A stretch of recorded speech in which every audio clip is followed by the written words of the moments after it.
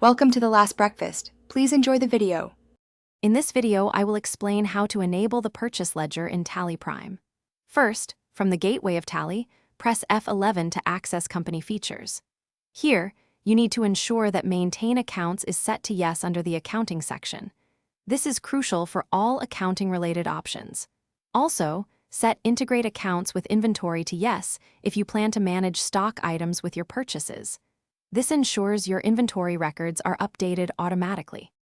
Next, let's create the purchase ledger itself. From the gateway of Tally, go to Create and then select Ledger. Give your ledger a clear name, such as Purchases or Purchases at 18% GST if you track different tax rates. It's important to place this ledger under the Purchase Accounts group. Finally, ensure inventory values are affected is set to Yes. This links your purchases to your stock, which is vital for accurate inventory management. Now, let's configure your purchase vouchers for smooth entry. From the gateway of Tally, navigate to Alter and then Voucher Type. Select Purchase from the list. Here, you can enable specific options like allow zero-value transactions if your business sometimes receives free items. Also, consider setting Use Separate Actual and Build Quantity columns to Yes if you need to track quantities differently, for example, when receiving 25 items, but only being billed for 20. Finally, you're ready to record your purchase entries.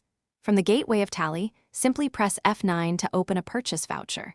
You can choose between Item Invoice Mode for goods with quantities and rates, or Accounting Invoice Mode for services or non-stock items. Fill in the supplier details, item information, and amounts, then save the voucher. This process ensures your financial records and inventory are accurately updated. And hey, before you go, remember to check the description below for a link to the Shark AI Ultra Robot Vacuum and other great deals.